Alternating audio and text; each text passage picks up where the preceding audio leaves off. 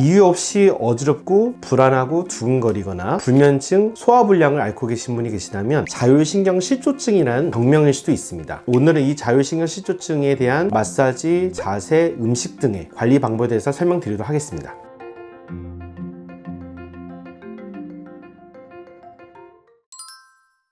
우리 몸에는 신기하게도 명령을 하지 않고도 알아서 조절해주는 신경이 있습니다. 모든 우리 인체의 기전은 자율신경이라는 신경이 조절을 하고 있습니다. 근데 이 자율신경은 두 가지 환경에 따라서 반응하게 됩니다. 첫 번째, 우리가 뭔가 긴장되거나 위급한 상황일 때는 교감신경이라는 신경이 발휘를 하게 되는데요. 우리 심장은 더 빨리 뛰게 되고 뇌로는 혈류순환이 더 촉진되어서 뇌압이 올라가는 상태가 유발되게 되고 동공은 더 확장돼서 더 많은 걸 보려고 노력하게 됩니다. 이런 교감신경의 상태와 다르게 부교감신경이 항진될 때는 우리가 일반적으로 편안하거나 안정을 취할 때 심장은 편안한 상태를 유지하면서 반대로 소화기로 혈류순환이 늘어나서 배고픔도 느끼고 대소변을 보고자 하는 의욕도 생기게 됩니다. 하지만 현대인은 대부분 이 교감과 부교감신경이 밸런스를 두고 왔다 갔다 해야 되는데 대부분 급박하고 경쟁사회에서 살다 보니까 교감신경만 항진되는 상황을 유발하게 되고요. 때문에 편안할 때도 쉬지 못하고 항상 불안하고 쫓기고 두근거리는 증상을 유발하는 경우가 많은데 이런 경우를 자율신경 실조증이라고 또 얘기를 하게 되는 겁니다.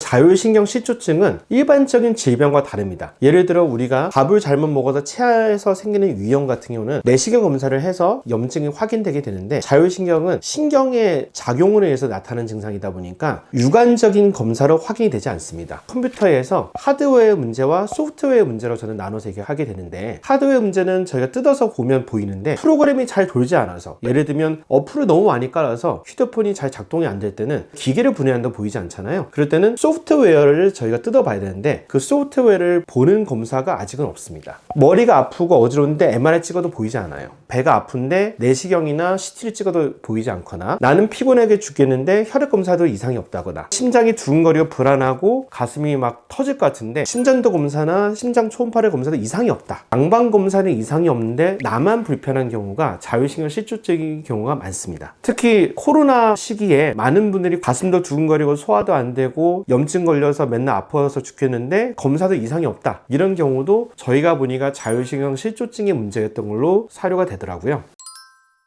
되게 재미난 게 자율신경 실조증은 유전적인 가족력도 있습니다. 예를 들면 부모님 중에서 긴장만 하면 배가 잘 아프시다. 긴장만 하면 머리가 잘 아팠던 분들이 자기 자식도 똑같이 그런 증상을 나타내는 경우가 되게 많더라고요. 이런 가족력이 있는지도 저도 많이 확인을 하고 예를 들면 본인이 치료가 좋아졌다면 저는 집에 가서 애들도 그런 게 없는지 확인도 해보려 합니다. 두 번째는 스트레스 상황을 잘 해소를 시키지 못하는 분들 이런 병이 좀 잘 생깁니다. 스트레스를 좋은 방법으로 해소하지 못하고 술이나 담배나 뭔가 자극적인 음식을 통해서 해소하려고 하신 분들이 결국은 스트레스를 즉각적으로 해소를 하지 못하고 만성적으로 내부에 쌓이게 되다 보니까 더 만성적인 자율신경 실조증이 생긴 경우가 많은 것 같습니다.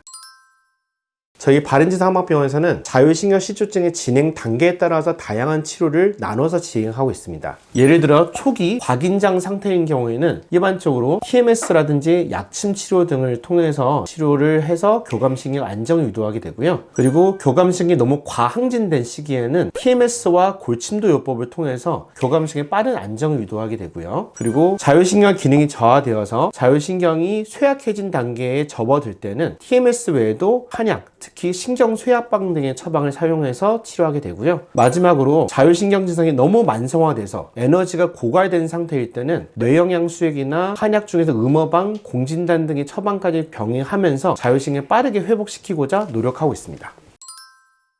우리가 스트레스 환경을 풀지 못하더라도 해소만 잘해도 좋아질 수 있다고 합니다. 때문에 병원에서 치료한 거 외에도 집에서 내가 할 수 있는 실생활 관리를 최대한 잘 하시라고 말씀드리고 있고요. 제일 중요한 거는 내가 뭔가 스트레스를 푸는 도구가 술이나 담배나 자극적인 음식을 통해서 풀려고 하지 마시고 가장 좋은 거는 건전하고 좋은 운동이나 취미, 때로는 레크레이션 등을 통해서 내 기분 전환을 하려고 하시는 게 제일 중요한 것 같습니다. 두 번째는 달짜기, 달고 짜고 기름진 음식, 그리고 인스턴트 음식은 반드시 피하시고 좀 더 건강하고 신선한 음식 등을 섭취하려고 노력하신다면 우리 몸도 건강해지고 신경도 훨씬 더 빠르게 안정될 수 있는 것 같습니다. 커피도 좋지 않겠죠? 맞습니다. 커피도 아침에 잠 깨는 목적으로 연하게 좀 드시면 몰라도 커피의 카페인이 자율신경을 더 흥분시키게 됩니다. 때문에 만성적으로 긴장되고 불안하신 분은 커피 대신에 차를 드시길 많이 권해드리고 있습니다.